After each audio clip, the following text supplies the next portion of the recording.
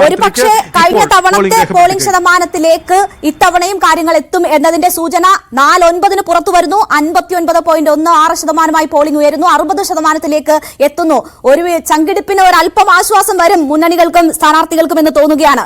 1,94,706 വോട്ടർമാർ ആകെയുള്ളതിൽ 1,15,194 പേർ ഇതിനോടകം വോട്ട് രേഖപ്പെടുത്തിയിട്ടുണ്ട്.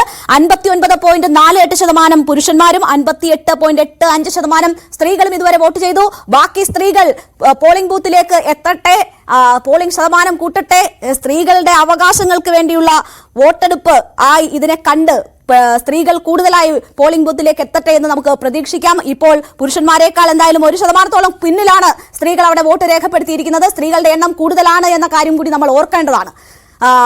നമുക്കൊപ്പം വി അരുൺ കൂടി ചേരുകയാണ്. വി അരുൺ കണ്ണാടി പഞ്ചായത്തിലാണ് ഉള്ളത്. ഇപ്പോൾ അരുൺ 4-9 ആകുമ്പോഴേക്ക് എന്തായാലും 4-9 കണക്ക് വരുമ്പോഴത്തേക്ക് 60% എത്തുന്നുണ്ട്.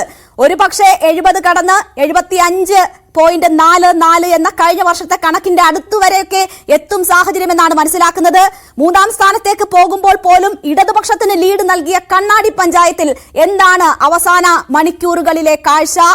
പോളിംഗ് ബൂത്തുകളിൽ ആളുണ്ടോ, തിരക്കുണ്ടോ?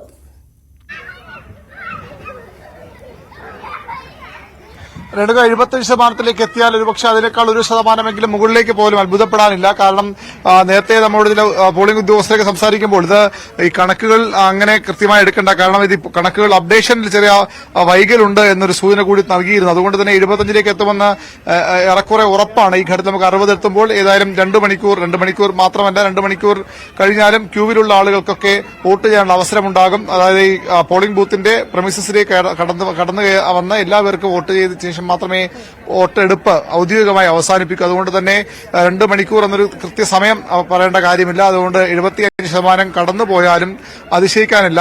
മുന്നണി സ്ഥാനാർത്ഥികളെല്ലാം, മുന്നണി നേതൃത്വങ്ങളെല്ലാം ഇപ്പോഴും പറയുന്നത് 75% കടന്നു തന്നെ ഈ പോളിംഗ് ശതമാനം നിൽക്കുമെന്നുള്ളത് തന്നെയാണ്.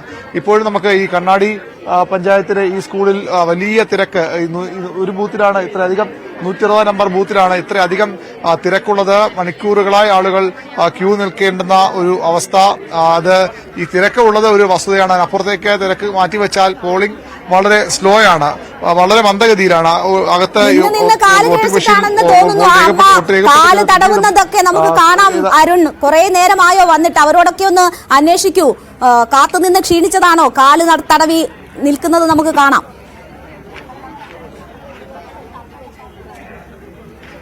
കഴിഞ്ഞ ബുള്ളറ്റിനിൽ നമ്മോട് സംസാരിച്ച ആളുകൾ തന്നെയാണ് ഇപ്പോഴും അവിടെ ഇരിക്കുന്നത്. അവർ നേരത്തെ ഒരു രക്ഷയില്ലല്ലേ കാല്? എത്ര നേരം ഇരിക്കും? കാല് വേദനിച്ചിട്ട് അവര് കൂട്ടിയിട്ടും പോണില്ല, ക്യൂ നീങ്ങുന്നില്ല. തളർന്നു. ചായയും കിട്ടാൻ വഴിയില്ല. ചായ കുടിക്കാൻ സമയമല്ലേ? ഇവിടെ ഊണ് കഴിക്കാത്ത ആൾക്കാരെ കൊണ്ടെന്ന് പറഞ്ഞു. പണിക്ക് പോയി വന്നതും വേഗം തിരക്കില്ല പറഞ്ഞിട്ട് ഓടിയതില്ലേ. അപ്പൊ അതാണ്. ഇപ്പോഴൊന്നും വീട്ടിൽ പോകാൻ പറ്റൂലേ? 6 മണിക്കെങ്കിലും പോകാൻ പറ്റുമോ? ചോറ് കഴിക്കണം കുട്ടികളവിടെ, ഭർത്താക്കന്മാരെ അവിടെ. ഇങ്ങനെ ഇരുന്നല്ലോ.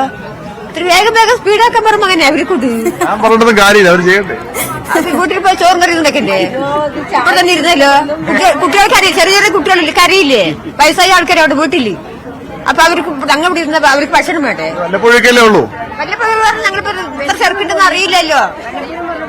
ഇത്ര തിരക്ക് നിൽക്കുവോ? വല്ലപ്പോഴും പറഞ്ഞ വോട്ടാണ് വിശപ്പാണോ വരുന്നത്? വോട്ട് തന്നെ വരുന്നത്. അതുകൊണ്ടായിരിക്കും ഇരിക്കേണ്ടി വരും. അതാണ് ഇരിക്കുന്നത്. ജനാധിപത്യ ബോധമേറെയുള്ളവരാണ്, പക്ഷേ അവരും ടയേർഡാണ്. ഒരുപാട് നേരമായി ഇരിക്കുന്നു, കാല് വയ്യ. വീട്ടിലെ ഉത്തരവാദിത്വം, കുടുംബഭാരം മുഴുവൻ തലയിലേറ്റിയിട്ടുള്ള സ്ത്രീകളാണ് നമ്മൾ കണ്ടവരിലേറെയും. അരുൺ, എന്തുകൊണ്ടാണ് അവിടെ ഈ ആളുകൾ ഇത്രയും കാത്തു നിൽക്കേണ്ടി വരുന്ന ഒരു സാഹചര്യം ഉണ്ടാകുന്നത്? നേരത്തെയൊക്കെ ചൂണ്ടിക്കാട്ടിയ പോലെ ഈ പോളിംഗ് പ്രോസസ് വളരെ സ്ലോയിൽ മുന്നോട്ട് പോകുന്നു എന്നത് തന്നെയാണ് അവിടുത്തെ പ്രശ്നം.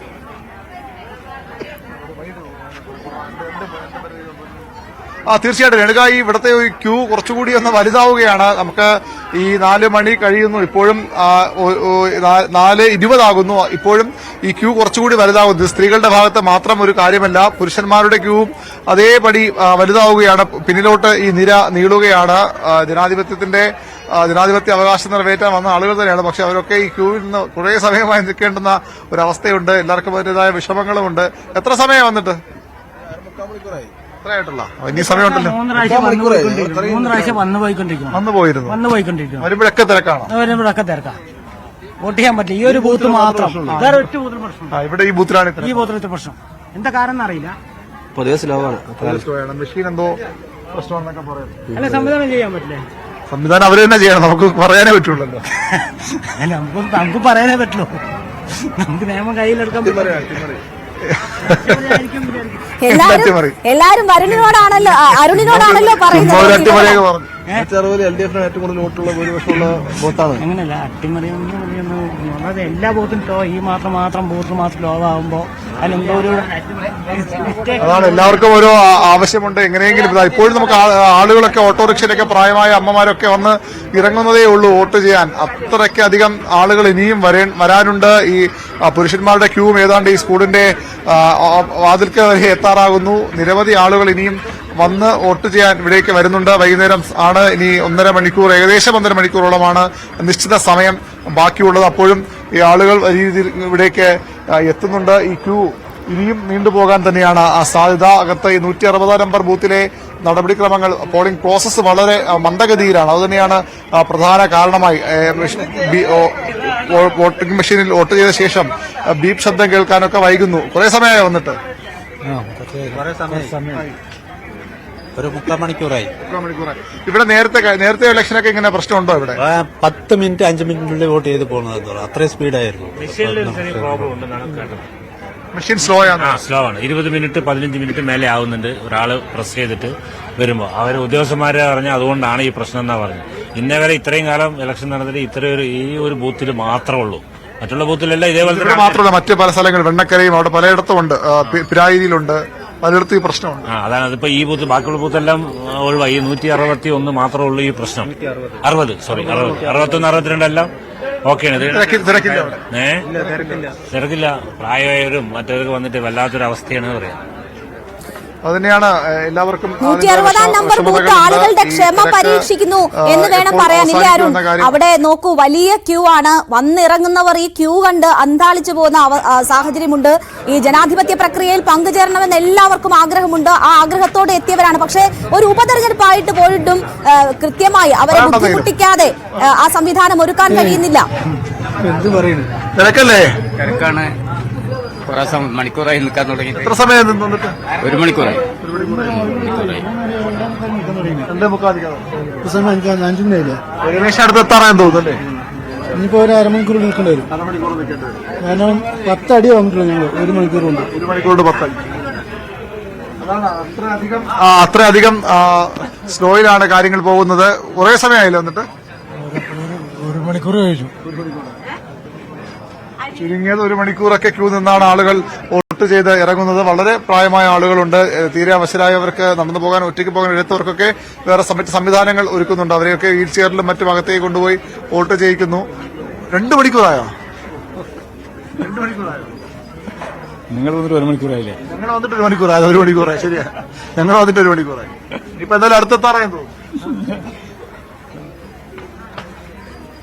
അതന്നെയാണ് ഓരോരുത്തരുടെയും അവസ്ഥയാണ്. ഇങ്ങോട്ട് നമ്മളോട് തന്നെ പറയും, നിങ്ങൾ വന്നിട്ട് 1 മണിക്കൂർ ആയില്ലേ? അപ്പൊ ഞങ്ങൾ അതിൽ 2 മണിക്കൂർ സ്വാഭാവികമായും ആകുമെന്ന പ്രതികരണമാണ് ആളുകൾ നടത്തുന്നത്. പുരുഷന്മാരുടെയും നമ്മളിവിടെ വരുമ്പോൾ സ്ത്രീകളുടെ ഭാഗത്ത് മാത്രമായിരുന്നു വലിയൊരു ക്യൂ ഉണ്ടായിരുന്നു. പക്ഷെ ഇപ്പോൾ പുരുഷന്മാരുടെ ഭാഗത്ത് അതിലും വലിയ ഒരു ക്യൂ രൂപപ്പെട്ട് കഴിഞ്ഞു. 1.5 മണിക്കൂർ മാത്രം ബാക്കിയുള്ളപ്പോൾ ഇനി നിരവധി ആളുകൾ 1300ഓളം വോട്ടാണ് ഈ ബൂത്തിൽ ഉള്ളത്. അതിൽ ഏതാണ്ട് 700-750 വോട്ടെങ്കിലും ഇപ്പോൾ പോൾ ചെയ്ത് കഴിഞ്ഞിരിക്കണം. ബാക്കിയുള്ള വോട്ടുകൾ പോൾ ചെയ്യുമെന്ന് തന്നെയാണ് പ്രതീക്ഷ. ഇവിടെ ഏതാണ്ട് ഒരു 100-150 ആളുകളെങ്കിലും ഈ ക്യൂവിലുണ്ട്. 900 വോട്ടാണ് സാധാരണ ഇവിടെ പോൾ ചെയ്യപ്പെടുന്നത്. അങ്ങനെയെങ്കിൽ ഇപ്പോഴും അത്രയധികം ആളുകൾ ഇനിയും വോട്ട് ചെയ്യാൻ എത്താനും ഈ ക്യൂവിലും ഒക്കെയായുണ്ട്. ഇവിടെ 6 മണിക്ക് ഏതായാലും ഇപ്പോഴത്തെ ഒരു സാഹചര്യം കാണുമ്പോൾ നമുക്ക് പൂർണ്ണമായി വോട്ടെടുപ്പ് 6 മണിക്ക് അവസാനിക്കുമെന്ന് കരുതാനാകില്ല. പ്രായമായ ആളുകളൊക്കെ ഇവിടെ കൊണ്ടുവന്ന് വോട്ട് ചെയ്യിക്കുകയാണ്. അവരെല്ലാം വോട്ട് ചെയ്ത് തന്നെ ജനാധിപത്യ അവകാശം ആ രീതിയിൽ നിറവേറ്റി തന്നെ പോവുകയാണ്. അത്യന്തം തീർത്തും ഒരു ഗ്രാമീണ മേഖല, കണ്ണാടി പഞ്ചായത്തിലെ കടുകുറിശി എന്ന സ്ഥലം. കടുകുറിശി ഗവൺമെന്റ് LP സ്കൂളാണിത്. നമുക്ക് ഇവിടേക്ക് വഴികളൊക്കെ നേരത്തെ നമ്മൾ കഴിഞ്ഞ ബുള്ളറ്റിലൊക്കെ അത് കാണിച്ചതാണ്. അതായത് ഈ വഴികൾ പോലും കൃത്യമായ ഒരു വഴിയില്ലാത്ത ഒരു ഗ്രാമീണ പാത പിന്നിട്ട് വരുന്ന ആളുകളാണ്. അവർക്ക് ഏതായാലും വോട്ട് ചെയ്ത് തന്നെ മടങ്ങുന്നു. തീർച്ചയായും എന്തായാലും 160-ആം